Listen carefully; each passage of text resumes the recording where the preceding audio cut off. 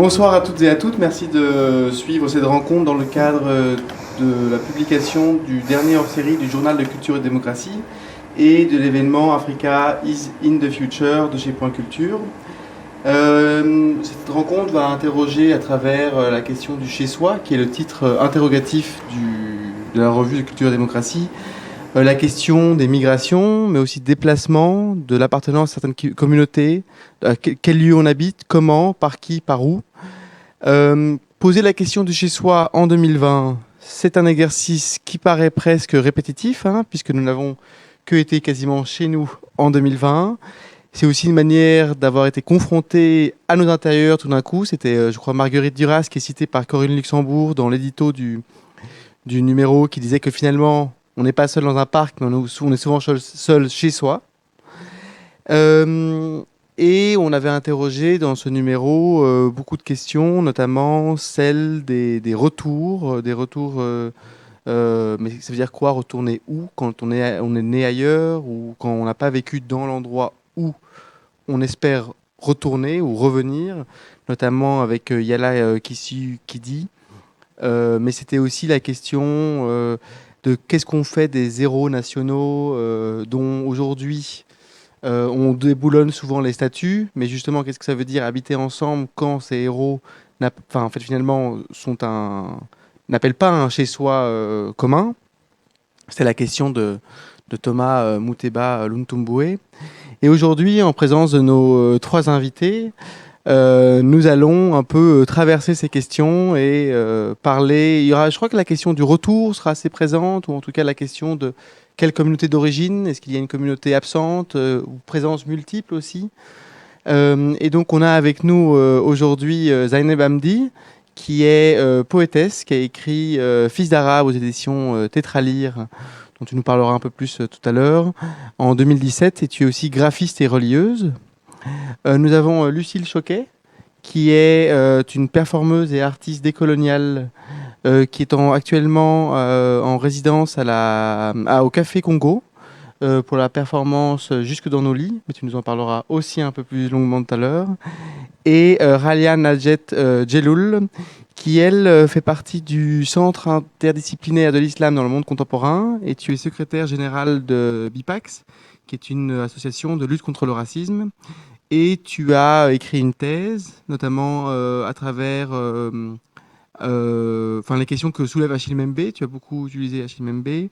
Et tu as fait finalement de ton terrain une auto-ethnographie à partir de ton retour en Algérie, d'où tu es originaire et où tu es né même. Ouais.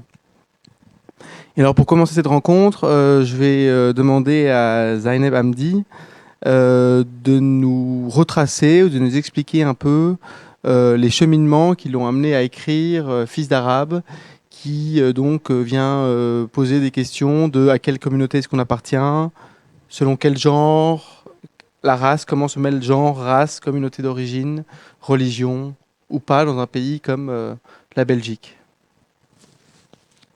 Le parcours, en fait, ce recueil, il contient quand même des textes qui sont très anciens pour certains, très anciens dans le sens où certains ont été écrits pendant mon adolescence, et puis d'autres sont venus bien après. Donc c'est un recueil au sens presque strict du terme. C'est un rassemblement de textes sur une très longue période. Ça a été aussi une surprise, ce recueil, parce que dans mon envie d'écrire, d'être publié, etc., il y a eu ce besoin de rassembler ou de créer une œuvre complète et concrète. Et quand je suis revenue sur tous ces textes, je me suis rendu compte qu'il y avait un fil rouge qui se traçait depuis des années, et plus particulièrement depuis le début de l'adolescence, à un moment qui, à mon sens, pour ma génération, a été charnière, c'est-à-dire les attentats du 11 septembre. Où je rentre en adolescence au moment des attentats. J'ai 12 ans. On rentre dans cette période, et je suis cynique quand je dis ça, très charmante, de le combat contre l'axe du mal. la guerre en Afghanistan, l'assassinat du commandant Massoud, par 2 Tunisiens d'ailleurs, parce que je suis d'origine tunisienne, l'Irak, Saddam Hussein, et puis tout ce qui en a suivi après, c'est-à-dire le printemps arabe, la Tunisie, l'Égypte, la Syrie, etc., etc., etc. Et je crois que tous ces événements que je ne voyais uniquement qu'à la télé avaient un impact important sur moi, parce que je me rendais compte que j'étais aussi de cette origine-là, parce qu'il y avait une association, une filiation à ces gens qui étaient de l'autre côté de la planète, mais qui partageaient la même religion, la même culture, ou du moins une culture liée à l'arabité. Et donc, oui, finalement, j'ai continué à écrire là-dessus pendant des années. Et puis un jour, OK, qu'est-ce que je fais ? Je fais un recueil sur quoi ? Il y a ce fil rouge-là. Et l'ensemble des textes, l'ensemble du recueil commence à se dessiner. Et puis j'ai rajouté d'autres textes, notamment le texte Fils d'Arabe, qui lui est venu par après, parce que je pense qu'en regardant ce qui s'est passé très très loin, hors de chez moi, justement de la Belgique, j'ai pu revenir à ce qui se passait chez moi, c'est-à-dire qui suis-je en tant que jeune femme d'origine nord-africaine du côté de mon père, qui a une immigration solo, parce qu'il rencontre une femme un jour en vacances et qu'ils se disent bon, où est-ce qu'on fait ? On va vivre en Belgique, on vivra en Tunisie, et qui est aussi empreinte de l'histoire de l'immigration en Belgique du côté de ma mère, puisque là on a une immigration, je dirais, connue on part de l'Italie après la Deuxième Guerre mondiale pour venir travailler dans les charbonnages, etc., etc. Et donc ça a été le questionnement qui est devenu beaucoup plus précis vers mes 24-25 ans. Pourquoi ? Qu'est-ce que je vis ? Comment est-ce que je subis ça aussi ? Parce on le vit, mais aussi on le subit. Et de se rendre compte que je suis l'autre avec un grand A, non pas par ma propre décision, mais par le regard des autres, justement. C'est l'autre, en fait, qui décide de ce qu'on est. C'est pas soi. Voilà. Je sais pas si ça répond un peu à la question. Mais... Oui, tout à fait. Et du coup, tu as encore des liens avec la Tunisie, justement ? J'aime bien dire que la Tunisie, j'en suis liée sous un soleil d'été et à la plage. Voilà. Comme beaucoup de... Comme beaucoup. Comme beaucoup de... Voilà. Et j'allais en Tunisie parce qu'on allait en Tunisie à chaque vacances, comme on a passé aussi du temps en Italie. Donc, il y a quelque chose presque de très léger, finalement, avec la Tunisie.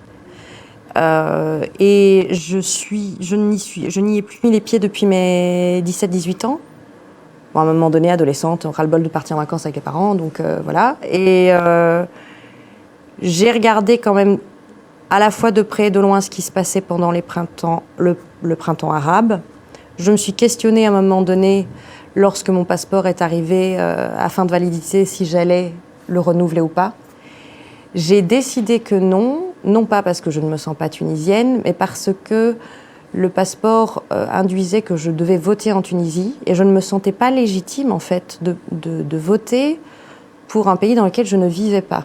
Alors sans doute est-ce que je suis un grain de sable là-dedans.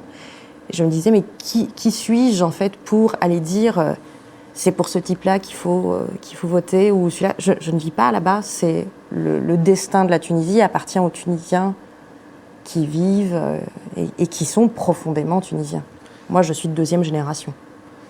Alors, c'est à mon avis, c'est pas du tout étonnant, mais je sais pas si tu as eu l'occasion, vous avez eu l'occasion de lire l'entretien, qui était plutôt un récit à partir des photos de Philippe Audidor, mais c'est sur le site internet, c'est pas sur le journal, dans le journal, qui était un Libanais, mais qui habitait en Suisse, mais qui est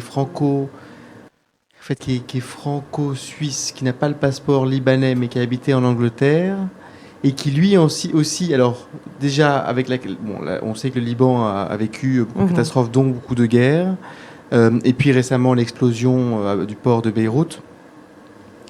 Et lui, il retrace vraiment le cheminement aussi à partir du 11 septembre et des attentats, où il a vu qu'en fait les Européens comment dire, européens, enfin, ou disons de souche, enfin, je sais pas comment on pourrait les appeler, mais ceux qui n'ont pas d'origine croisée en dehors d'Europe, on va dire, avaient beaucoup moins ce rapport aux attentats et à la guerre que les peuples du Moyen-Orient, même enfin la Turquie et les limitrophes, ou même la question, question des printemps arabes. Je crois que elle a beaucoup impacté les Tunisiens, les Marocains, les Algériens, les Égyptiens qui vivent ici, même s'ils ne se sentent pas forcément appartenir au pays.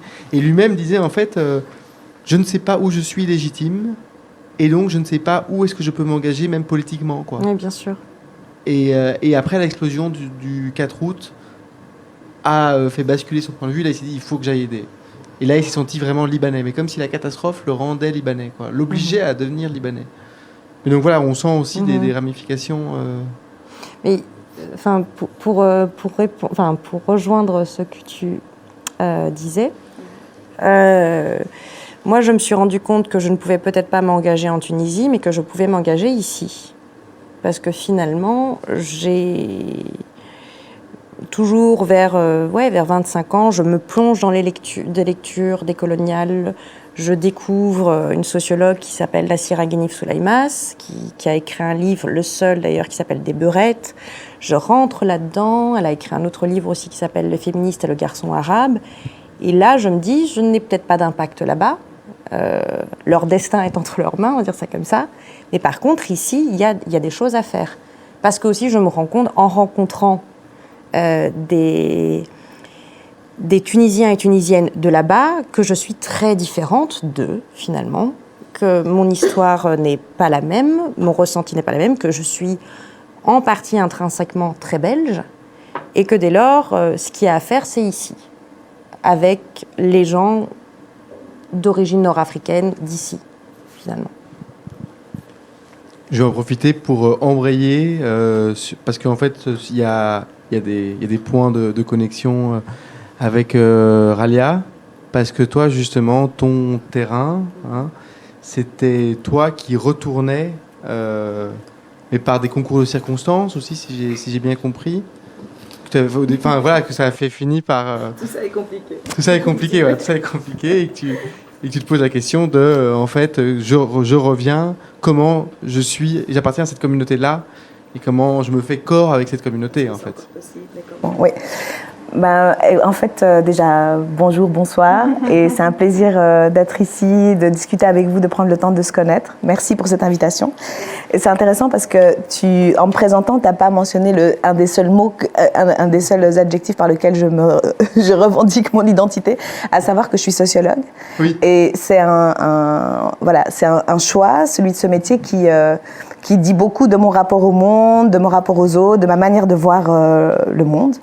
Et du coup, c'est à l'occasion c'est dans le cadre de mon métier que je suis retournée chez moi.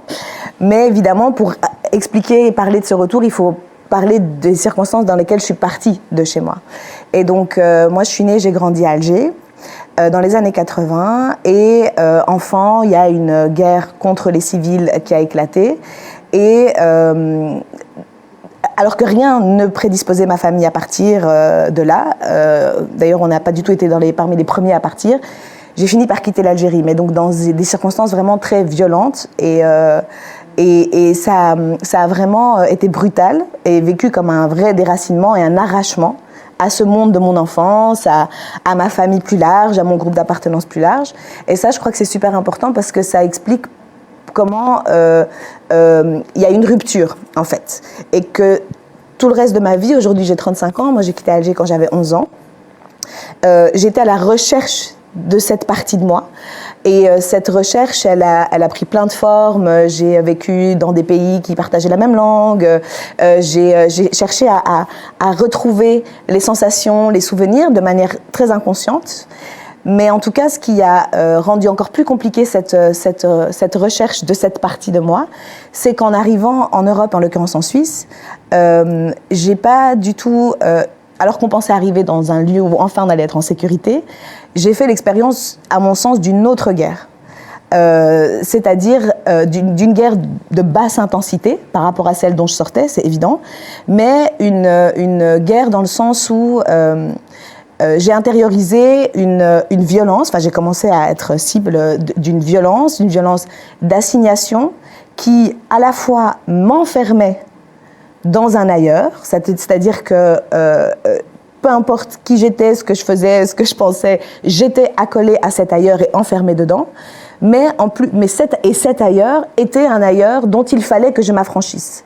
Et donc, en permanence, cet enfermement et en même temps cette impossibilité de reconnaître que je pouvais être cela, enfin, c'est-à-dire que c'était valable en fait. Donc en permanence ce regard porté sur moi pour évaluer si je correspondais ou pas à ces stéréotypes, à ces clichés, pour m'évaluer, en fait ce regard en permanence sur moi, m'a empêché de retrouver cette partie de moi.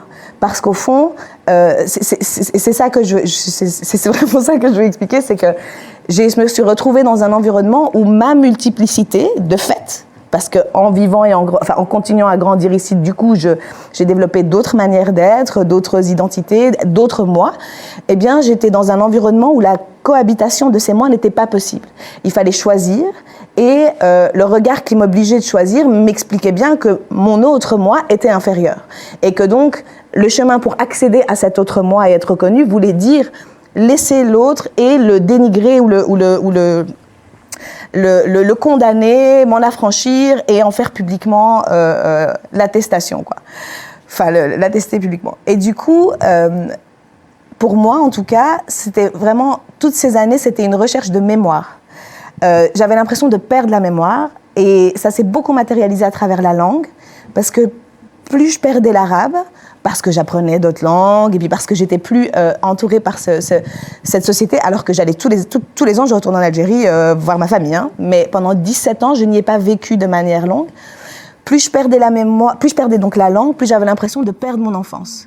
Et que donc, ma base, mon socle dans la vie, je savais plus où il était, qui il était, et qu'est-ce que c'était ma vie en fait avant ces 11 ans. Et donc, par un concours de circonstances, effectivement, j'avais commencé à faire une recherche. D'abord, j'ai passé du temps en Syrie. Ensuite, la guerre a éclaté là-bas. J'ai passé un peu de temps en Égypte. Ensuite, malheureusement, donc c'est vraiment le contexte dont tu parlais. Et finalement, le lieu le plus safe pour moi, à 28 ans, pour rebondir par rapport à mon projet de thèse, bah, c'était l'Algérie. Paradoxalement, ce lieu que j'avais pourtant quitté dans des circonstances très, très compliquées. Et du coup, j'avais l'impression que j'étais une familière, c'est-à-dire que j'allais sur un terrain familier, j'allais chez moi, et donc que ça allait être facile, etc., et que je connaissais les codes, et que je connaissais la langue, etc. Et en fait, quand je suis arrivée, j'ai eu un vrai choc, parce que ce mythe de rentrer chez soi s'est complètement effondré. Parce que pour moi, j'allais revenir à un endroit et à une époque, alors qu'en fait, j'ai mesuré en arrivant à quel point le temps m'avait affecté et avait affecté les miens, et à quel point en fait ce serait impossible de revenir à cet endroit-là. Mais par contre, j'étais là et j'étais plus considérée comme une Algérienne, mais j'étais considérée comme une immigrée. Et ce moment était hyper violent pour moi, parce que moi qui n'avais pas eu cesse de chercher cette algérianité en moi, bah, tout d'un coup on me l'a retirée, et c'était en plus les miens qui me la retiraient. Et en fait, c'est petit à petit, enfin, c'est quand j'ai enfin accepté que oui, en fait, j'étais une immigrée, c'est-à-dire que ce temps-là avait altéré ma manière d'être, mon regard sur les miens, que petit à petit, bah, les mois faisant, parce que mon corps était immergé dans cet environnement, parce que je vivais là, je respirais cet air, je partageais le temps, les appels à la prière, la nourriture, les sensations, les goûts, les odeurs, enfin tout ça, grâce à cette immersion dans cet environnement, petit à petit, il y a des souvenirs qui sont remontés. Et il y a un moment, et c'est ça qui est super intéressant avec la mémoire, c'est qu'en fait, c'est pas rationnel, c'est vraiment c'est comme une enveloppe, quoi, des expériences qui reviennent à la conscience. Il y a un moment où j'ai vraiment basculé, où, par l'imaginaire, par une voie imaginaire, tout à coup, j'ai senti que mon corps atterrissait. Et qu'en fait, je retrouvais cette familiarité avec les lieux, avec la lumière, avec les couleurs, avec tout d'un coup, je retrouvais cette sensation d'être chez moi, que j'avais perdue depuis le moment où j'étais partie enfant. Et en fait, ce moment-là, évidemment, ça m'a bouleversée. Et en plus, après, j'ai passé donc 2 ans en Algérie, pendant lesquels, du coup, j'ai pu vraiment me nourrir absolument de toutes ces ambiances, de ce groupe, et en plus vivre une partie de ma vie d'adulte, en fait, du coup, en Algérie. Et donc, me faire des nouveaux souvenirs, des nouvelles expériences. Et à partir de là, c'est comme si j'avais ouvert une porte vers donc ce lieu qui n'était plus figé, mais qui était du coup vivant, et que tout ça pouvait circuler et cohabiter. Et qu'en fait, j'avais pas besoin de choisir, que c'était pas l'un ou l'autre, que c'était en même temps, et d'autres choses encore, qui étaient possibles. Et donc, ça m'a amenée à... Déjà, quand je suis partie petite, j'avais le sentiment que, puisque j'avais perdu mon chez-moi, alors quelque part, partout ça pouvait être chez moi, et que c'était avant tout en moi, le chez-moi. Et là, j'ai eu le sentiment en plus d'en avoir retrouvé un. Et donc, quand tu dis que l'année passée, qu'on est encore enfermés chez nous, moi, je suis enfermée dans un des chez moi, mais je suis coupée des autres. Et c'est ce qui me fait ce qui me fait le plus mal, c'est ça, c'est de ne pas pouvoir aller voir ma famille, qui est là, qui est en Algérie, qui est en Suisse, mais aussi ailleurs, parce que c'est pas que ma famille. Pour moi, chez moi, c'est là où il y a des gens que j'aime. Et donc, j'ai pas fini, en fait, de construire des chez moi, de vivre des chez moi. Et voilà, ce que je veux juste, en tout cas, souligner, c'est que pour moi, il y a une vraie question, là derrière cette question d'identité, c'est vraiment la mémoire qui est super importante. Et il y a des contextes politiques, il y a des pensées qui nous coupent, qui nous somment de choisir, et qui nous figent dans des mémoires, qui nous figent dans des rôles de fantômes. Et ça, c'est vraiment important de lutter contre ces fantômes par la mémoire, en la faisant remonter et en parlant et en la faisant vivre, quoi. Voilà à peu près ce que je voulais dire. Non, mais c'est... je crois que c'est juste... pour les parcours aussi qui peuvent te ressembler ou qui ne sont pas les mêmes, mais qui, malgré tout, croisent des racinements et des questions. Ouais. Je trouvais que c'était assez flagrant dans ce que tu racontais. C'était la question, mémoire, on peut aussi penser origine, d'une certaine manière, puisque de là où on vient, à quel passé est-ce qu'on appartient. Mais en même temps, tu étais pris en Suisse dans une espèce de double injonction, mais complètement schizophrénique presque. Et tu as dû te reconstruire. Tu te dis toi-même qu'en fait ton origine ne t'était même plus familière. Donc en fait, même l'action d'origine est une reconstruction, comme on reconstruit des mémoires après des traumas, après des chocs. Et ça, pour des parcours identitaires, c'est aussi ce que dit... identitaire dans un bon sens du terme, je veux dire, je sais pas, aujourd'hui, ça veut dire... mais c'est aussi ce que dit par exemple Yala Kisuki dans la revue sur le chez-soi. C'est qu'elle dit, en fait, se donner une origine authentique, ça peut avoir des effets politiques un peu compliqués. Mais par contre, se redonner une origine pour la reconstruire, pour en faire une revendication politique aussi, avec quelque chose de la mémoire, de faire vivre des communautés, ça c'est primordial. On ne peut pas abandonner ça, sinon on se retrouve... effectivement, elle parle aussi de l'expérience du gouffre, le trauma qu'on ne peut pas... Par exemple, un déracinement n'est pas une migration comme un autre. Ouais. Et donc il y a tout un truc à reconstruire. Et je crois que c'est ce qui nous lie aujourd'hui aussi. C'est une question politique qui est assez décoloniale, qui est décoloniale, je crois qu'on peut le dire. Et c'est d'ailleurs là-dessus que je vais pouvoir permettre à Lucille Choquet d'un peu, parce que toi, tout ton travail est aussi sur les questions décoloniales et sur les intersectionnalités possibles ou non. Donc voilà, si tu veux embrayer. Merci. Merci beaucoup pour cette invitation déjà, parce que je trouve que c'est très rare d'avoir un panel 100% femmes et 100% femmes racisées. Je trouve que c'est très important de le dire parce que la situation de la parole, pour moi, c'est vraiment une donnée importante dès lors que je vais prendre la parole publiquement, quoi. Et de nommer les rapports d'égalité ou pas dans le panel. Et là, dans une perspective intersectionnelle, effectivement, on peut entrer par le champ de la race et se dire que on se sent bien. Moi, je me sens bien avec vous ici.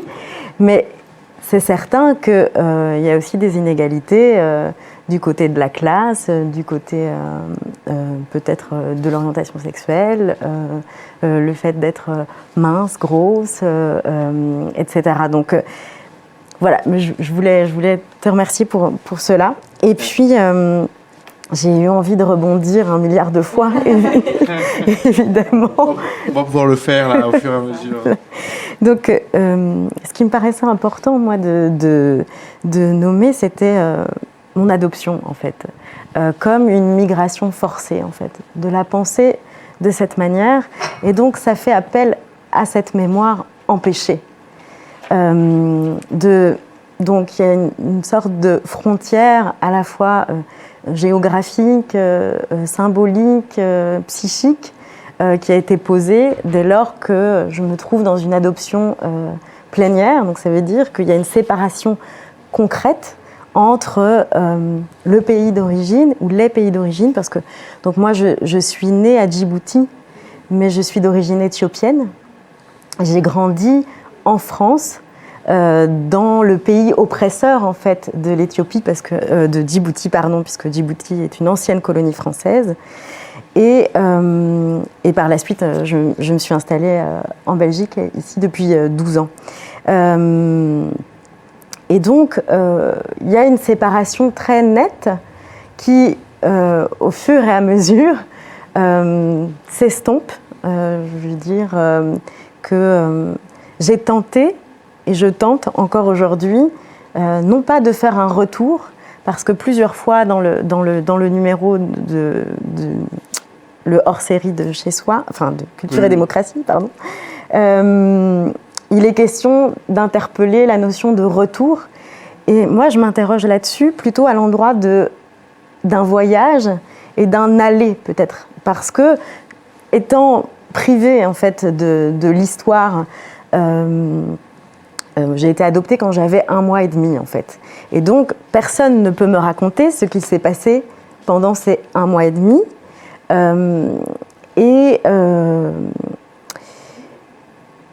Pardon, excusez-moi, je suis troublée parce que, en fait,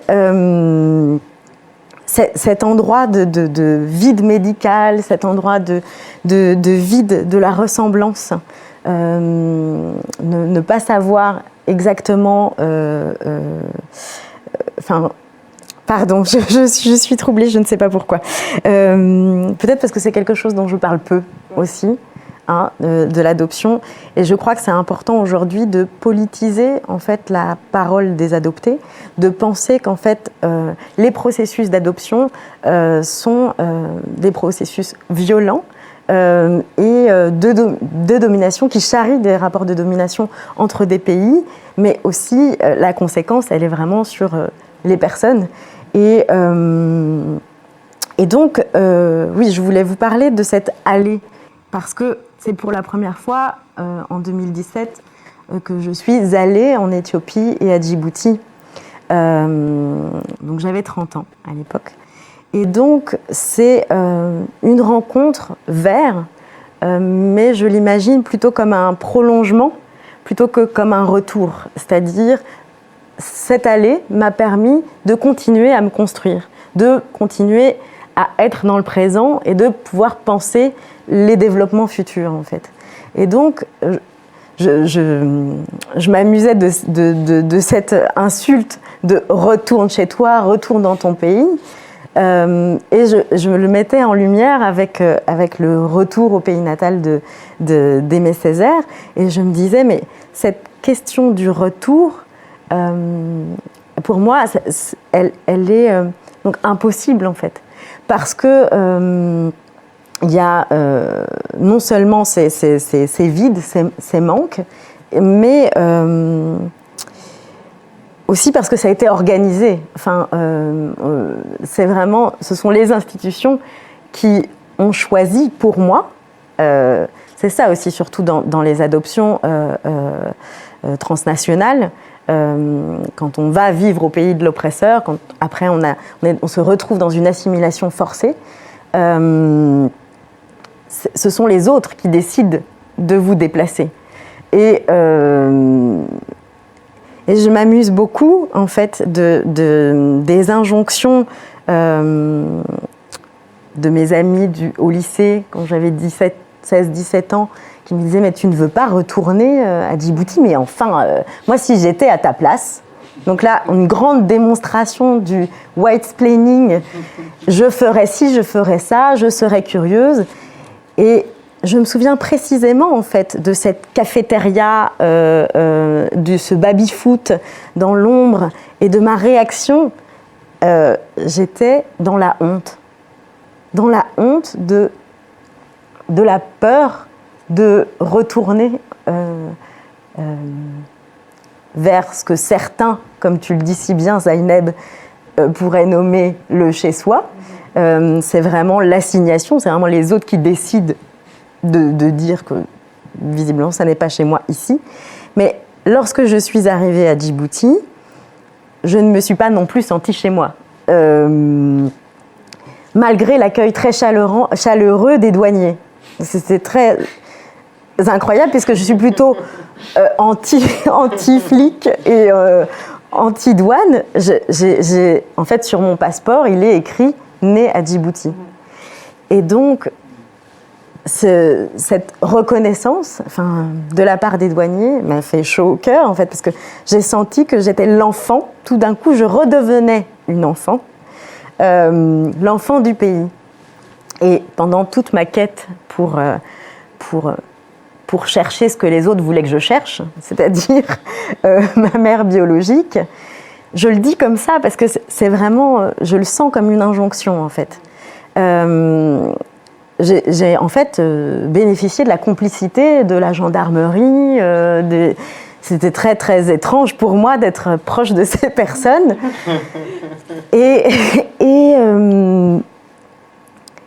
Oui, il se trouve que c'était très chaleureux comme accueil. Et je voudrais dire que je n'ai jamais autant senti le poids de ma blanchité qu'en étant à Djibouti. Je peux vous donner rapidement une anecdote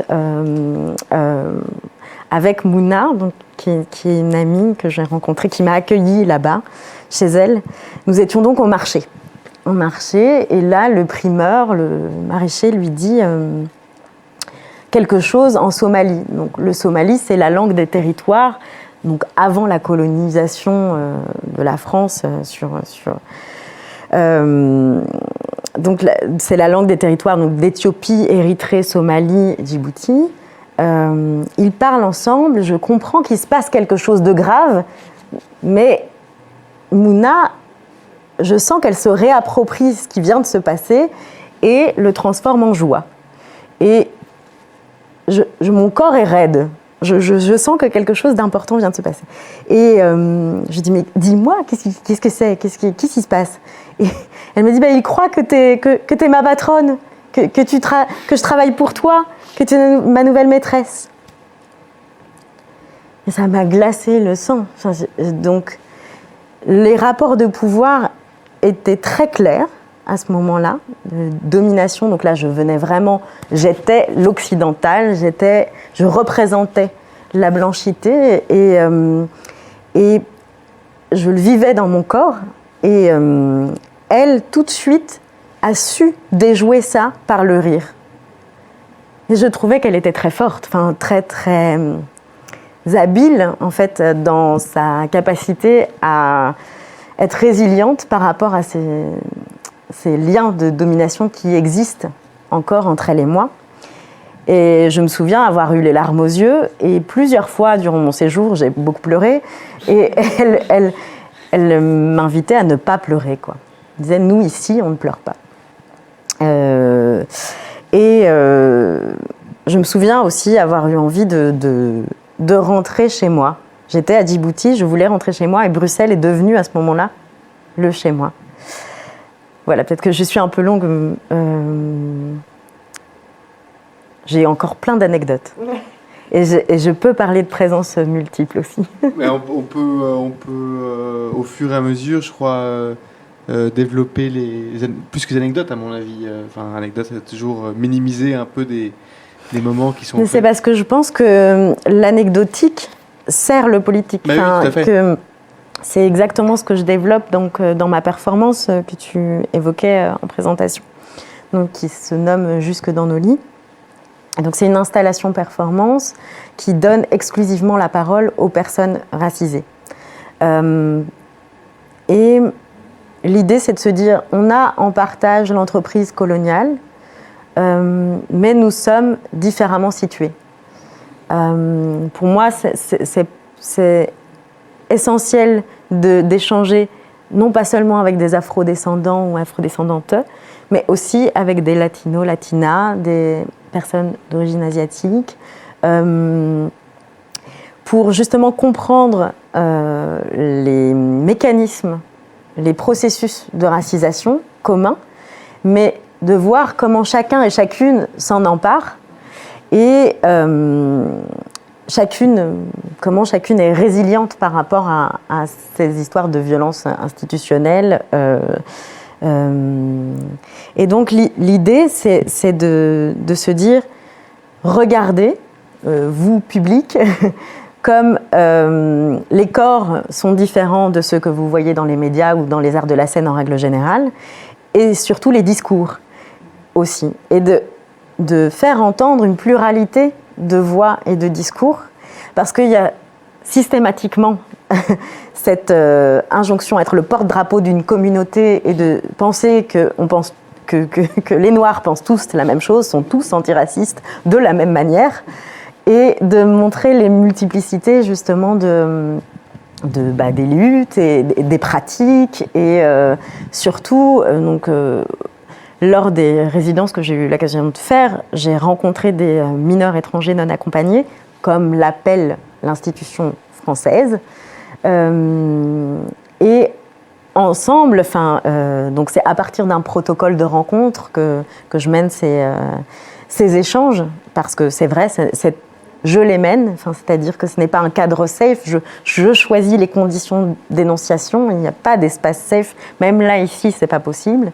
Et donc, je leur propose, et donc avec leur consentement,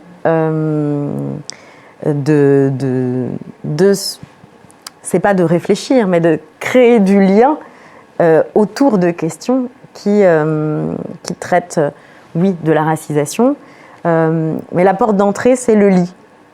Pour essayer en fait de ne pas être frontal avec ces questions-là, parce que tout le jargon décolonial, il est aussi très excluant.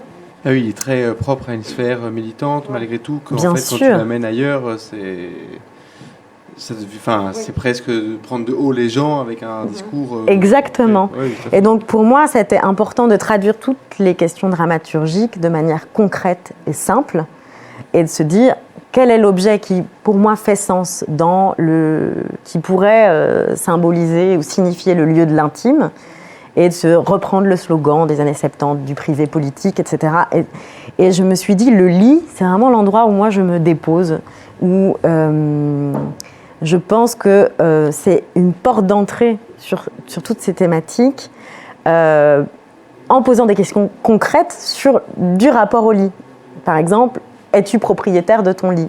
Tout de suite, cette question-là, elle pose la question de la classe sociale aussi. Et donc, à partir de ces questions-là, on peut déplier des présences multiples, pour le coup. Mais c'est vrai, oui. Voilà. Non, mais c'est ce qu'on a... Pardon. Continue. Ce que j'avais envie de partager avec vous, surtout, c'est que donc moi, je suis prise dans le secteur francophone belge, dans ma pratique artistique. Je suis actrice de formation. Et comme j'ai refusé de jouer les rôles stéréotypés, je n'ai pas beaucoup joué. Et qu'il me semblait important de créer ma propre narration, mais c'était un besoin vital. J'ai eu l'occasion donc de faire des résidences subventionnées par la Fédération Wallonie-Bruxelles et d'aller dans des lieux très chaleureux, mais institutionnels, et de rencontrer à chaque fois des artistes blancs et blanches, majoritairement. Et c'est insupportable, en fait, d'être la minorité visible pour continuer à créer, en fait, parce que je me sens tout le temps dans l'obligation de prouver mon assimilation. Ça passe par avoir un accent très franco-français, par exemple. Et je suis heureuse aujourd'hui d'être au Café Congo. Donc, pour celles et ceux qui ne connaissent pas ce magnifique lieu, c'est vraiment un tiers-lieu artistique décolonial bruxellois basé à Anderlecht et fondé par J.A. Brassard. Je suis heureuse d'y être en résidence. Pourquoi ? Parce que je suis prise dans une émulation artistique portée par des afrodescendants et afrodescendantes. Et c'est essentiel pour moi de pouvoir aller plus loin en fait dans mon travail, en étant entourée d'artistes plasticiens. Donc en ce moment il y a Précy qui est là, Précy Numbi, il y a Eddie Ekete, donc l'homme canette, il y a Joël Sambi qui est poétesse, slameuse et d'autres encore que je vais rencontrer. Mais aussi, il y a une femme qui s'appelle Christina qui fait du gingembre avec J.A. Brassard. C'est très important, en fait, d'être prise dans des conditions d'énonciation qui font qu'on peut essayer de construire en dehors des assignations aussi. Parce qu'en fait, c'est ça, c'est comment pouvoir parler d'autre chose que de la racisation, même si c'est intrinsèque à mon travail, que je crée à partir de ça, mais comment on peut partager autre chose et se rencontrer. Et justement, c'est ça qui me plaisait dans le texte de Kissou Kidi, c'est vraiment la confrontation des Nord et des Sud, quoi. Comment on peut ne pas être d'accord, comment... Oui, Renaud, non, je sens que tu veux parler. Non, ça me fait penser à plein de choses qui nous croisent, mais quand tu parles d'assignation et de confronter Nord et Sud, ça revient à chaque fois, c'est aussi quand on va dans le lieu d'où on serait originaire, ou en tout cas avec lesquels on partage des caractères communs, que ce soit l'arabité, la musulmanité, tout ça, on est souvent renvoyé en fait à sa blanchité, comme tu disais, comme toi tu disais à Djibouti, tu as été renvoyé finalement au côté blanc, alors que tu n'es objectivement pas blanche, etc., etc. Et donc du coup, ça c'est aussi quand tu parles d'assignation, voilà, on nous demande d'être racisé, où on doit répondre à cette assignation. En fait, le fait qu'il y ait des présences multiples, hein, pour reprendre cette idée-là, fait que même dans les pays d'origine d'où on vient, en fait, on est de l'autre, qu'on n'est pas là-bas. Enfin, et ça, je trouve que c'est très présent aussi dans tous vos travaux. Je sais pas si... Oui. Moi, je pense que je l'ai par cœur parce que c'est 3 lignes. J'ai juste un poème où c'est tout le monde s'est divisé, chacun est parti de son côté. On n'est pas dans une pub Benetton. Mais c'est... Moi, j'ai bien compris en allant en Tunisie chaque été que j'étais fille d'immigrés. Hein. Donc, je ne suis pas de là-bas et je ne serai jamais de là-bas. Les enfants d'immigrés, d'ailleurs, étaient très mal vus parce qu'ils débarquaient un peu comme les rois du monde en Tunisie, à faire la fête jusqu'à pas d'heure sur la plage, à ramener des scooters, à faire du bruit, et voilà. Mon père avait été d'ailleurs félicité du calme que ses enfants avaient. Et donc, en effet, on est ramené à notre blanchité. Et puis, moi, je me suis rendu compte, étrangement, en côtoyant le milieu artistique, que j'étais arabe. Parce que je crois que la chance que j'ai eue, c'est toute mon enfance, c'est d'être dans un milieu multiculturel, où c'était la norme d'avoir des origines XY.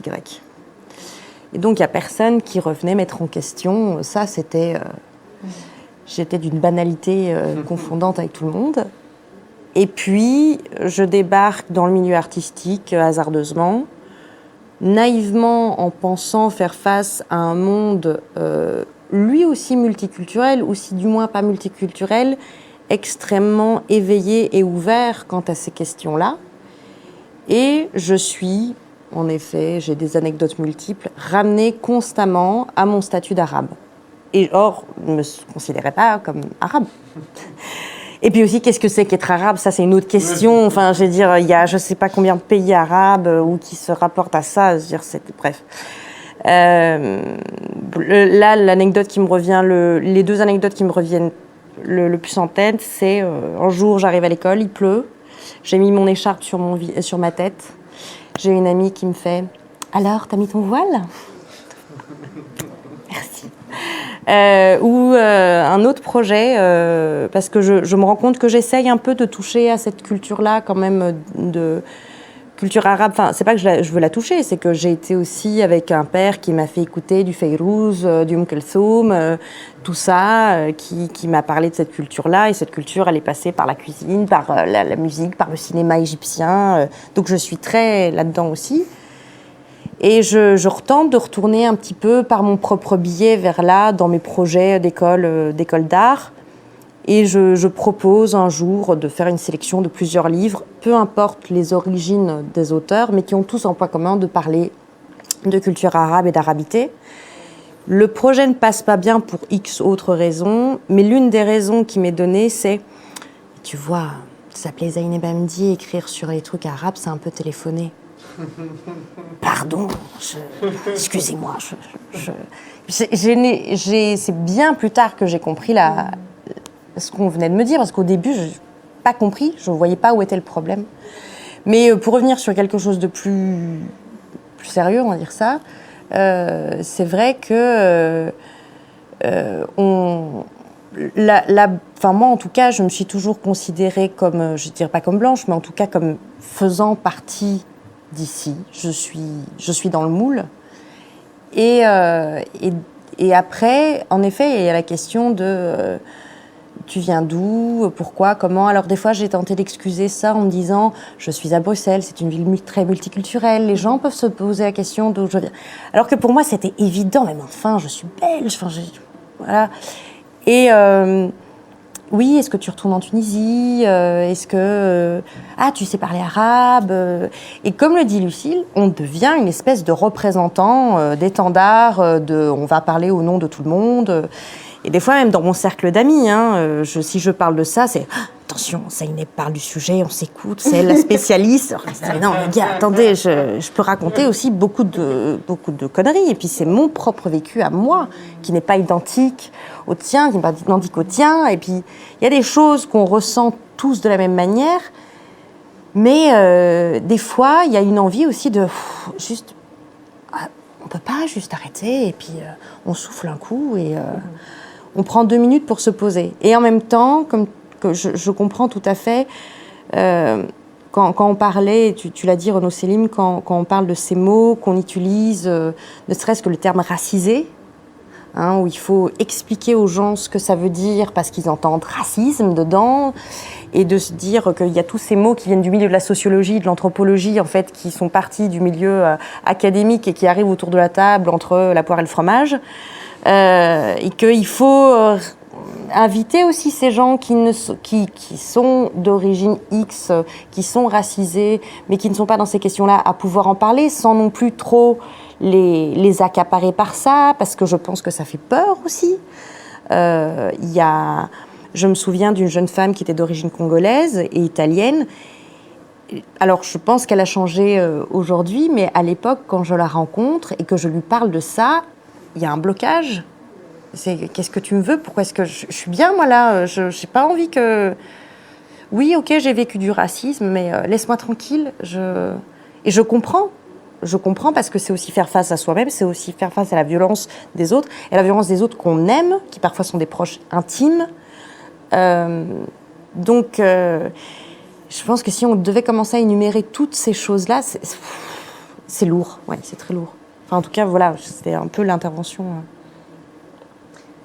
Et aussi ce qu'on a fait pour survivre. Oui, tout à fait, oui. Et la culpabilité qu'on peut ressentir, oui, et se pardonner. Bref, c'est tellement, c'est pas du tout anodin. Et je comprends, je comprends ce que tu veux dire quand tu dis, on comprend que on n'est pas forcément prête à ouvrir, on n'a pas envie, et voilà, on est dans des temporalités de survie différentes.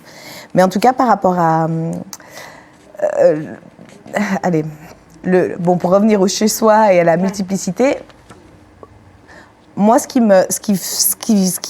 m'a motivée à retourner en Algérie, c'était vraiment le besoin de retrouver un chez-moi parce que j'arrivais pas à le trouver ici. C'est-à-dire que bien que je vivais, je grandissais et que j'arrêtais pas d'accumuler les points, parce que moi, mon horizon, c'était par exemple d'avoir une nationalité suisse. Parce que moi-même, je suis pas d'origine, je suis algérienne. Donc, tu vois, le chemin, je le voyais. À un moment, je l'ai eu, cette nationalité. Et pourtant, c'était pas fini.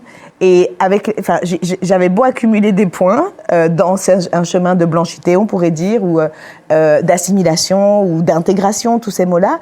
Il n'empêche qu'à chaque fois, on me renvoyait à cette origine, c'est-à-dire qu'ici, c'est pas chez toi, que c'est là-bas chez toi. Et en retournant dans le supposé chez moi et en n'y trouvant pas ma place, là, donc en fait, c'est nulle part chez moi. Donc en fait, et évidemment, j'ai aussi été confrontée à ma propre blanchité. Et moi, c'était ma propre mère qui me l'a renvoyée. Et là, c'était dramatique parce que si ma mère, qui m'a transmis cette algérianité, me dit « arrête de te comporter comme une Européenne », ça m'a vraiment glacée, quoi, parce que j'étais là, mais c'est pas possible. Je ne collais pas, quoi, aux normes, à ce qui était attendu, etc. Et en fait, ce que je veux vous dire, c'est que cet inconfort, ce que j'ai compris, c'est qu'il venait pas de moi et de mon inadéquation, il venait de ce monde et de la manière dont il est construit, et qu'il fait qu'il faille être l'un ou l'autre, et que selon de là où on se place, on est au-dessus ou on est en dessous. Et donc, depuis chaque position, soit on a ce sentiment de supériorité qu'on veut imposer et qu'on veut nous renvoyer, soit on est dans un sentiment d'infériorité et donc on est en attente de cette validation, etc. Et en fait, quand j'ai compris que c'était pas moi qui n'étais pas en adéquation, mais c'était qu'au contraire, ma position d'entre deux, elle me permettait de relativiser tout ça et de juste vivre l'expérience et de retrouver, parce que je vous disais, ce sentiment de me retrouver, mais moi, il m'a bouleversée et c'est fini. Je remettrai plus jamais des frontières je veux habiter dans cet entre-deux. Je suis pas ou bien, je suis pas d'origine, je suis les deux et plus encore. J'ai pas la nationalité belge, par exemple, ça fait 11 ans que je vis ici, je me considère aussi comme belge. J'ai adopté plein de manières d'être, de parler, etc., qui montrent ma belgitude aussi. Et maintenant, je dis plus ça à un passeport, je dis plus ça à une nationalité, je dis plus ça à des ancêtres. Enfin, et en fait, c'est évolutif et c'est multiple. Et ça n'a pas vocation à être l'un ou l'autre. Mais en tout cas, ce que je voulais juste vous dire, c'est que j'ai compris que j'avais retrouvé en tout cas ma part d'algérianité le jour où donc dans mon carnet de terrain, parce que j'ai passé 2 ans là-bas et je notais tous les jours ce que je faisais, mes entretiens, etc. Le jour où je me suis jugée moi-même comme une immigrée. C'est-à-dire où je me suis dit, mais comment t'as pu dire des trucs pareils? Mais c'est quoi ce jugement? C'est quoi ce sentiment de supériorité que j'avais eu en fait les premiers mois quand je venais d'arriver et que je revivais des chocs? Et en fait, le jour où j'ai eu assez de recul pour me rendre compte, mais vraiment le ressentir, me juger moi-même comme une immigrée, donc comprendre comment on avait pu me voir comme telle, comprendre le décalage entre mes représentations, ma manière d'être avec les manières d'être et les représentations du milieu où j'étais, que j'ai compris que j'avais basculé, que j'arrivais même à avoir du recul par rapport à moi au début, et du coup, j'ai plus du tout vu les données que j'avais récoltées, plutôt produites au début de mon terrain, comme étant... c'est là que j'ai vraiment vu les biais et que j'ai vu mon propre regard colonial. Donc quand tu dis être confronté à sa blanchité, moi, c'est-à-dire qu'il y a un moment où j'ai vraiment réussi à la mettre à distance et à me dire « Waouh !»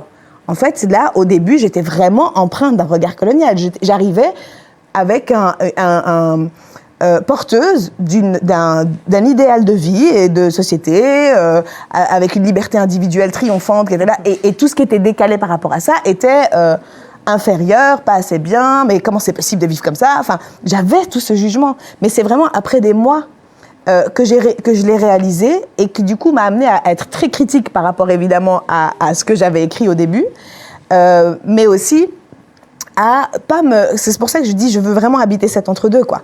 Pas m'enfermer. Et de toute façon, c'est plus possible de m'enfermer, mais pas me couper, en fait, de cette autre partie de moi-même.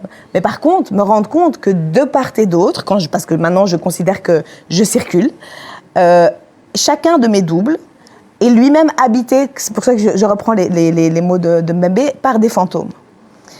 Il y a un ordre colonial qui est là.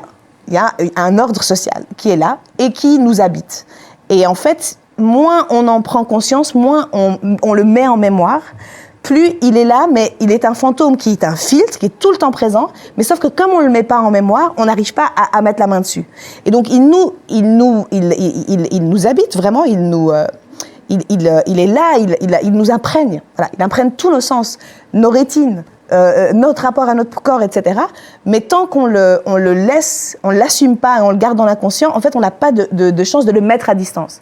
Et moi, grâce à cette écriture, grâce à ces mouvements dans l'espace, j'ai eu en fait la chance de enfin, petit à petit, le mettre à distance et le voir en face. Et donc, vas-y, je finis juste cette phrase. Vas-y. Donc, je veux juste dire que je circule, mais je garde très, très à l'œil, de part et d'autre, ces fantômes et la manière dont ils amènent voilà, pour le dire rapidement, ce complexe d'infériorité ou ce complexe de supériorité à venir s'imprégner, quoi, en moi. Oui, moi, par contrario, j'ai eu... Donc, quand tu dis « je n'ai pas envie de faire partie de ceci ou de cela », moi, j'ai re-questionné, par contre, les origines arabes. Parce qu'en rentrant dans l'historique tunisien et l'historique nord-africain, et aussi parce que chaviré par ce qui s'est passé récemment en Europe avec les attentats, où finalement ce sont des jeunes Marocains, Arabes, etc., en regardant de très loin la géopolitique. Moi, j'ai eu besoin de revenir sur cette question d'Arabe et de me rendre compte que mon père nous a toujours décrits comme Arabes, mais que nous ne sommes pas Arabes, on est Berbères au nord de l'Afrique. Et de comprendre pourquoi est-ce que mon père disait arabe et que lui, pour lui, le berbère, c'était l'autre, c'était le barbare, c'était pas...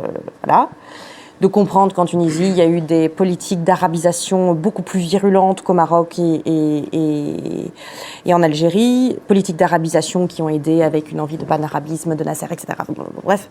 Mais je suis contente d'avoir fait ces recherches-là aussi, parce que mais c'est ma conviction personnelle, que je pense qu'un retour à la berbérité au nord de l'Afrique ferait du bien, particulièrement aussi aux jeunes qui sont nés ici, et qui, je pense, que parfois sont un peu perdus avec cette question de « je suis arabe », parce que, comme je disais tout à l'heure, qu'est-ce que c'est que... Je ne sais pas. Et donc, là, tu vois, à contrario, j'ai eu besoin de me délimiter quelque part, de me dire finalement oui, Tunisie, oui, non, berbère, ok, pas arabe, bon, et de pouvoir trouver en fait pareil pour du côté maternel, de se dire non, pas italienne, en fait Sicile, très différent de la Tunisie, etc. Ça a été presque un besoin de pointer précisément en fait d'où je venais pour ensuite pouvoir repartir ailleurs, quoi. Donc, je ne peux pas dire que je comprends le cheminement de Lucille parce que je ne suis pas à ta place et que n'étant pas adoptée, voilà. Mais de faire ce cheminement parce qu'il est pointé par d'autres, en fait, finalement, et d'essayer de comprendre pourquoi, d'où on vient, etc., même si on n'a pas décidé, mais parce qu'à force qu'on entend parler de ces mots-là, on se dit, bon, peut-être qu'il y a quelque chose à aller vérifier, on ne sait jamais. Voilà. Peut-être que j'arriverai aussi à un état de me dire... Moi, je pense... tu t'as dit à contrario, mais en fait, moi, j'ai le sentiment que tu as été justement chercher la mémoire de cette, derrière cette catégorie-là. Et justement, c'est ça, cet ordre colonial. Il nous a coupés de nous-mêmes, quoi. Oui, c'est ça. Oui, bien sûr. Nous, très général. Mais, et moi, j'étais hyper touchée par ce que tu disais, parce qu'effectivement, moi, je me suis sentie dans un état d'amnésie. Mais pas de vide. Enfin, tu vois, le vide que tu as décrit, c'est... tu vois, là, c'est habiter le vide, c'est encore vraiment autre chose, quoi. Mais j'allais justement y revenir, Lucie, parce que ça, c'est vraiment... Enfin, là, on parle de vide, de mémoire, et là, bon, je parle de toute ta trajectoire personnelle, mais effectivement, là, on voit matériellement comment est-ce qu'on t'a coupé d'une mémoire, quoi. C'est pas... Là, l'ordre colonial dont on parle, qui nous coupe d'une communauté, d'un chez-soi, il est structurel, il est diffus, c'est des fantômes qui nous habitent. Ouais. Mais là, on a une décision matérielle, enfin, un truc... On a une décision matérielle et surtout... bon, moi, c'était dans les années... fin des années 80, début des années 90. Et donc, à ce moment-là, il y avait Kouchner et son sac de riz, c'est vraiment l'image du white saviorisme, quoi, où on va aller sauver les petits-enfants de la famine. Moi, c'est comme ça qu'on me l'a servi, cette histoire. Et donc, aussi, c'est comment on cache et comment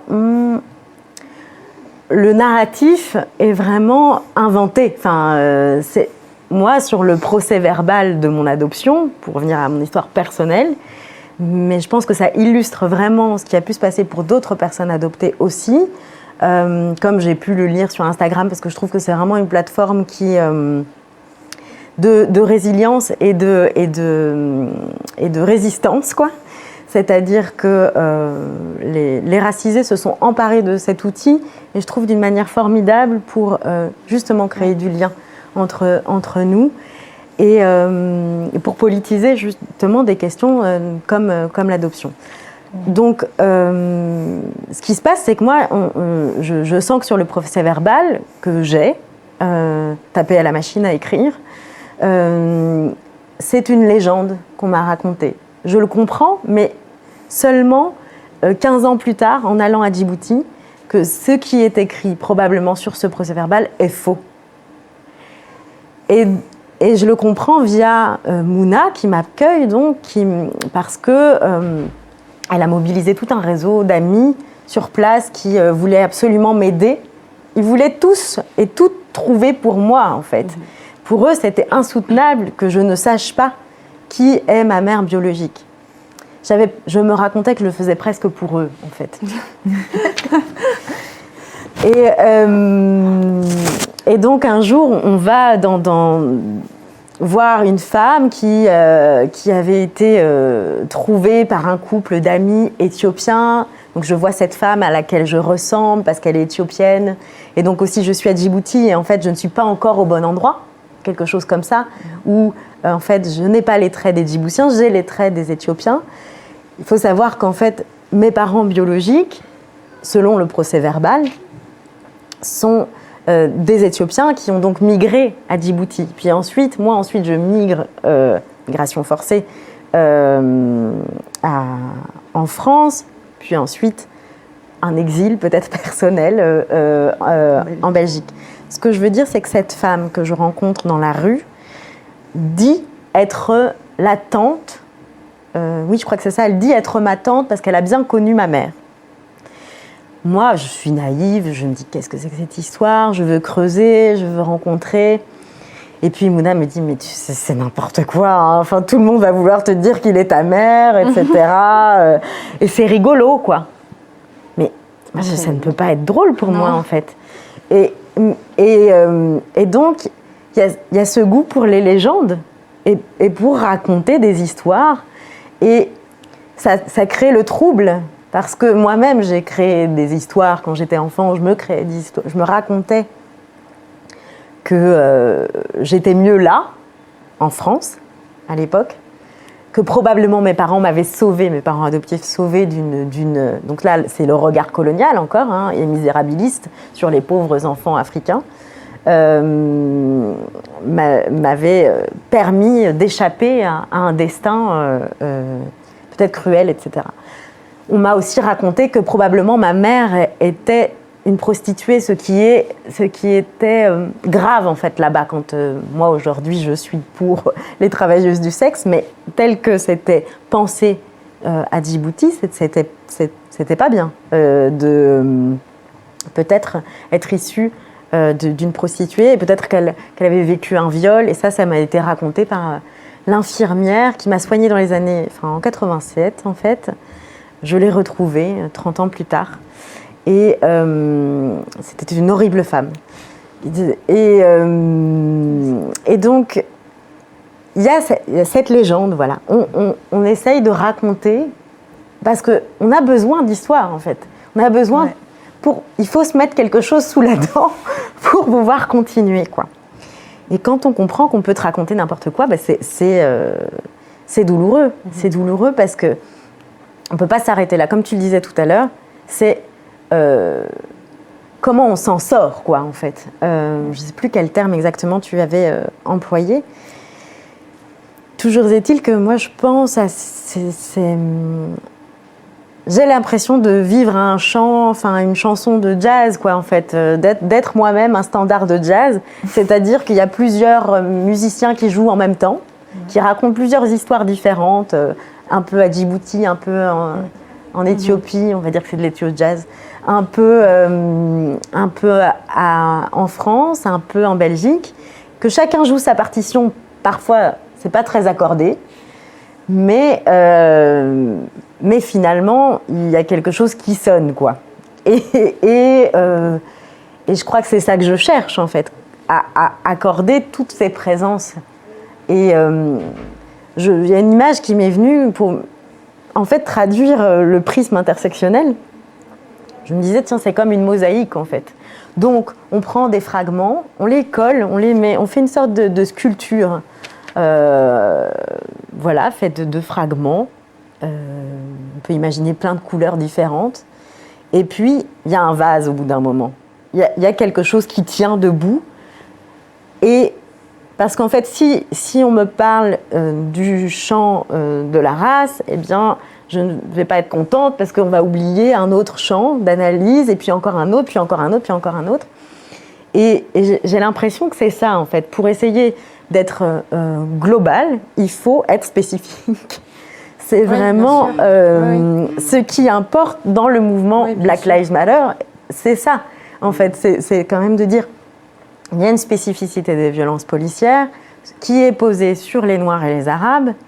Bon, et en plus, là, juste, je relisais un article ce matin avant de venir sur ce garçon de 21 ans qui vient de tuer 8 femmes asiatiques dans des salons de massage en Géorgie et à Atlanta.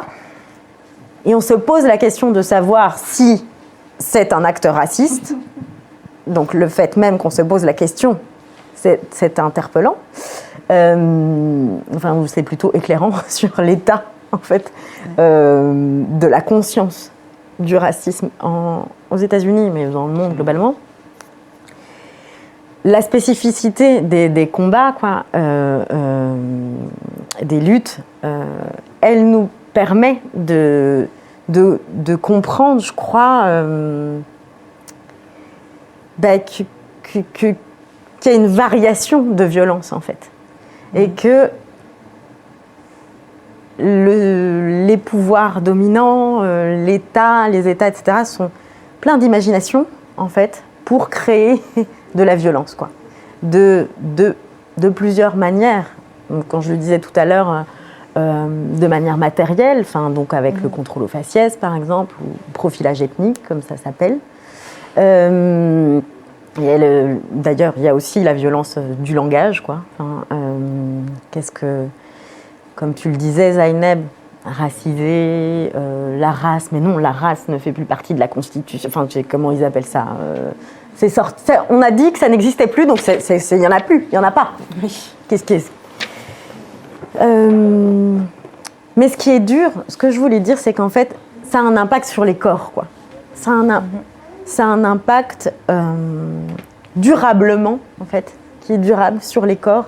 C'est vivre des violences institutionnelles ou des violences sexuelles, sexistes, policières, n'importe quel type de violence.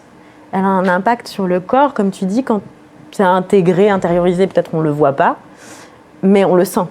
Et parfois, on se reconnaît. Et je crois que moi, ce que j'essaye de développer dans ma pratique, je tente d'avoir une pratique décoloniale, donc c'est-à-dire une pratique transversale, vraiment, dans les schémas de production aussi, et le lieu où ça doit se passer. J'ai oublié de vous dire que cette installation, je la mets dans l'espace public, pour pouvoir permettre une gratuité, déjà, l'accès à l'art, ou en tout cas à montrer d'autres représentations de femmes, de voix, de corps, etc., de se voir représenter. Pour moi, c'est très important que... On sait que l'espace public est violent, et un espace violent qui n'est en plus pas partagé par toutes et tous. En fait, on croit naïvement que tout le monde est dans l'espace public, et on pense mais pas du tout, du tout. Et aussi, on croit que la domination, elle est seulement masculine, blanche, hétérosexuelle. Bah, non, c'est encore beaucoup plus... Enfin, il y a une variété de domination. Moi, c'est important pour moi de remettre ces questions-là presque au cœur de la cité, quoi. En fait, presque vraiment dans l'usage grec, quoi, du théâtre, finalement. Et de se dire, voilà, créons d'autres imaginaires, créons d'autres représentations. C'est plus que nécessaire. Et surtout, moi, c'est parce que je n'ai pas envie de créer pour les Blancs. Je n'ai pas envie. Donc, les Blancs et les Blanches pourront venir écouter, bien sûr, ce qui se dit, mais ne pourront pas rentrer dans le dispositif. Et je voulais absolument que le dispositif soit signifiant d'emblée, parce qu'en fait, c'est ça qui se passe dans l'expression des violences.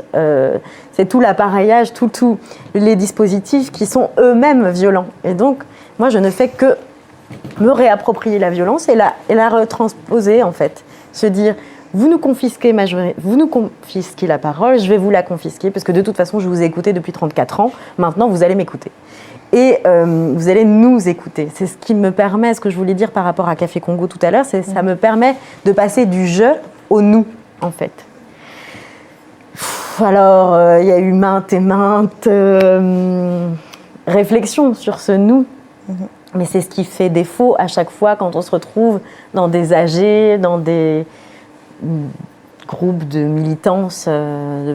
C'est de dire, mais attends, toi, tu parles pas du même endroit que moi, donc en fait, déjà, on va pas se comprendre. Enfin, et donc, voilà, je m'interroge là-dessus. Je pense qu'en fait, la question du chez-soi, elle est articulée avec aussi, c'est quoi, les nous, les nous qu'on a en soi, mais aussi les autres nous, enfin, celui qu'on fait aujourd'hui, qu'on crée ensemble là maintenant. Et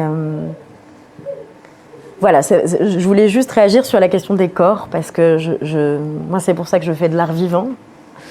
C'est que je veux montrer à quel point ça s'inscrit dans les moindres gestes, en fait. Et moi, j'ai l'impression que mon chez-moi, il est dans mon corps, quoi.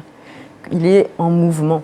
Il est jamais, quand tu parlais d'entre-deux, moi, je crois que je ne suis pas tout à fait d'accord à cet endroit-là, parce que j'ai l'impression que j'essaye de sortir de cette binarité ou du trait d'union.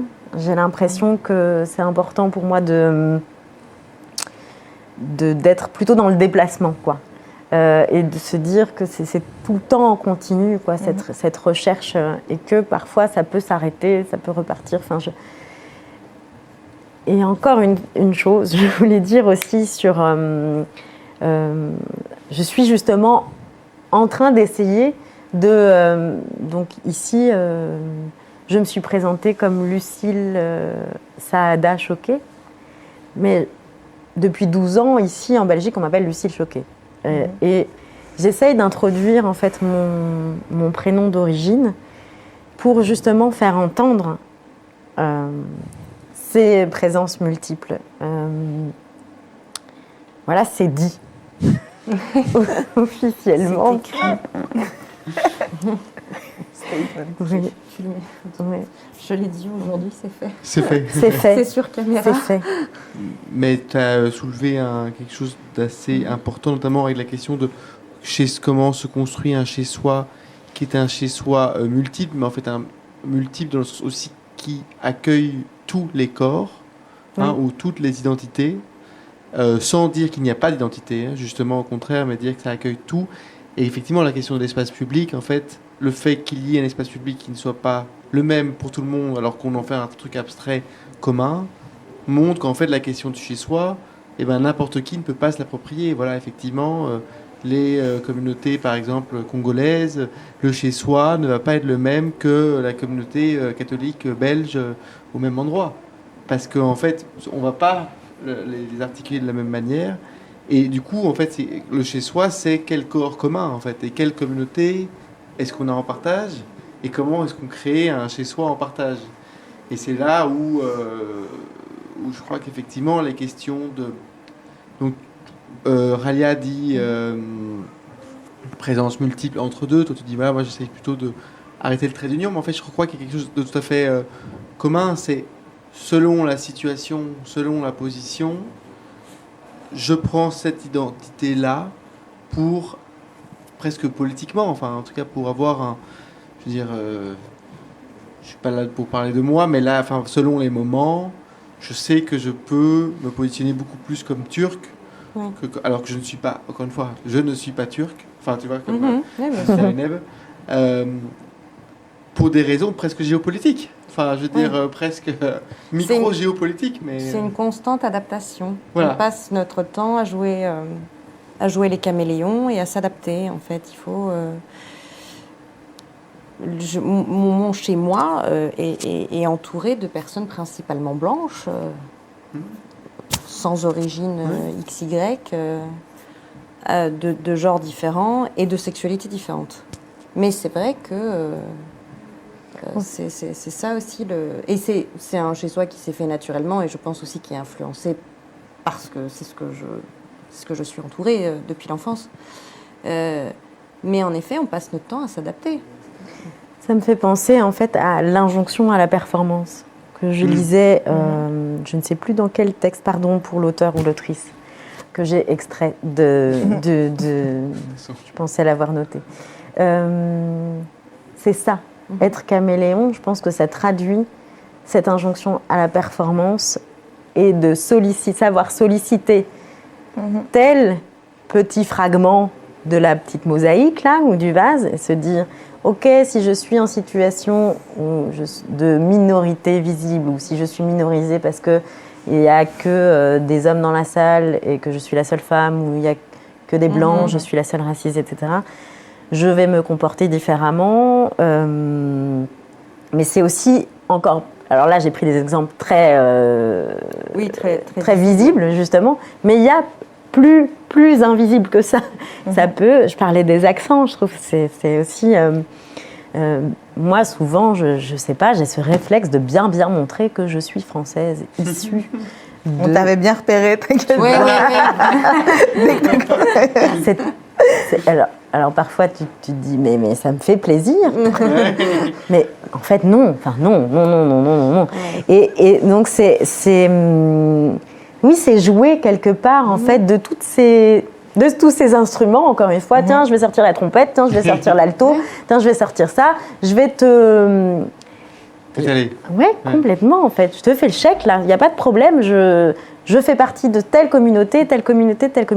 Mais en fait, il n'y a personne qui me ressemble. En fait, c'est ça qu'on essaye de dire depuis tout à l'heure. C'est que c'est nous rendre nos singularités, quoi.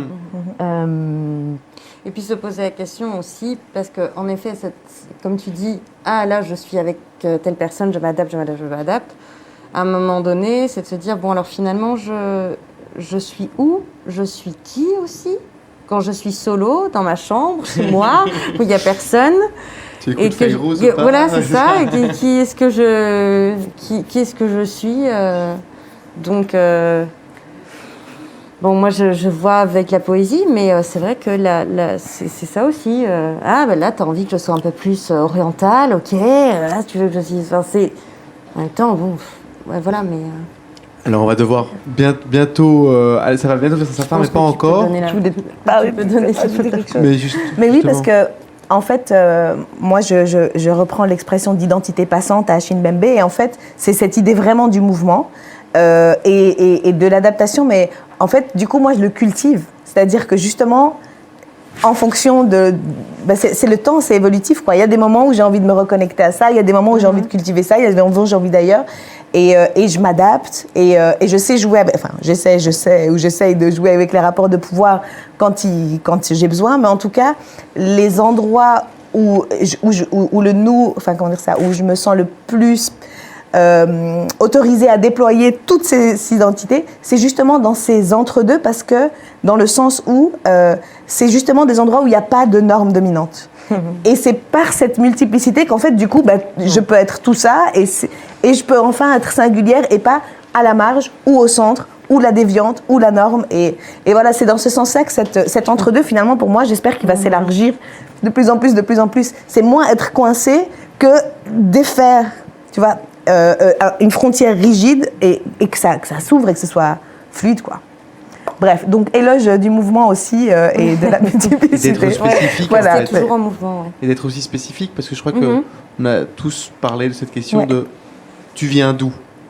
C'est une question qui, en fait, elle peut être légitime, on peut être curieux aussi, mais c'est vrai qu'on sait que quand on nous pose cette question « tu viens d'où ?» c'est qu'on essaye de voir où est-ce qu'on doit assigner. Moi, parfois, je m'amuse à dire de Bruxelles. Oui, mais Oui, bien sûr. de où? On a tous nos petites techniques. Voilà, c'est Exact. ça. Mais par Ouais. contre, une fois que tu te mets à déployer, ce que tu disais aussi, alors on déploie tout. Alors je suis né là, mais en fait, mes parents sont ça, eux-mêmes sont ça. Et là, en fait, on revient vers les singularités qui appartiennent à des communautés multiples. Et je crois qu'au fur et à mesure, l'entre-deux pourra... Enfin voilà, c'est le petit mot de la fin personnel. Je ne sais pas si vous voulez finir sur... Pour rejoindre sur ce que tu dis, moi, la question de tu viens d'où, elle ne me pose pas de problème si ça fait 1 heure ou 2 qu'on est en train de se parler. Oui. Parce que cette catégorisation, et moi je repense à un très vieux livre que tout le monde connaît, Les identités meurtrières d'Alain Malouf, où il en parle, il dit on a besoin de catégoriser et c'est dommageable. Justement, la question de tu viens d'où, dès qu'elle débarque à peine 2 minutes, tu dis ah ça y est, merde. c'est parti pour... On pourrait faire un sketch, hein. Je pense qu'énormément de personnes se rencontrent. Enfin, ah Zeynep, et ça vient d'où enfin, bref. Mais moi j'aime bien cette question quand elle vient après que tu as su qui j'étais en fait, de ce que je fais dans ma vie, dans mon quotidien, dans mon chez-moi. Et après je voudrais bien te parler de mes origines. Mais après... Et pour J'ai Lucille, l'impression que ça dépend aussi de qui te la pose, cette question. Oui, bien sûr. Oui, C'est-à-dire aussi, que si... en fait, si c'est une femme noire qui me la pose, je suis plus compréhensive, en fait. Et c'est comme ça. Mais longtemps, je faisais quasiment le même type de réponse que toi. Et moi, ce dont j'avais envie de vous parler encore aujourd'hui, c'est... J'ai extrait une petite citation du hors-série de Basel Adoub qui dit « Ce qui compte aujourd'hui, ce sont les droits, la dignité, la liberté et la sécurité. » Donc au-delà de la question du chez-soi, quoi. Et ça me faisait penser à notre ami Norman Ajari, en fait. Donc, la dignité, c'est une belle manière de l'amour. conclure, je crois, Norman Ajari. J'aimerais vous lire un passage si Ça va. c'est possible. Et après, je crois qu'on va devoir rendre à la technique ce qui appartient à la technique. Donc, là où se trouve l'oppression est aussi son refus. Et là où se trouve le refus de l'oppression se trouve la politique. Telle pourrait être la maxime de la politisation de la puissance. Il y a éthique de la dignité lorsque ces deux moments, celui de la politisation de la souffrance et celui de la politisation de la puissance, se combinent dans le discours et les pratiques des opprimés eux-mêmes. La dignité est peut-être la notion la plus radicale de toute la pensée politique, car elle met en question le caractère vivable de la vie lui-même, la nécessité de se libérer de l'ordinaire de la souffrance et de l'asthénie en cultivant une puissance collective. Dans la revendication de la dignité, les opprimés n'ont d'autre point de référence que leur propre être collectif. À la différence des demandes d'égalité ou de liberté, la dignité de l'opprimé ne se révèle pas dans la comparaison, mais à travers l'affirmation radicale de soi contre l'ordre social présent, qui rouvre la possibilité de tisser des relations à travers le partage d'une même dignité et d'un même combat.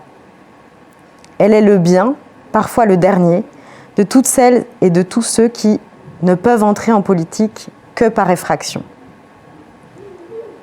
Merci.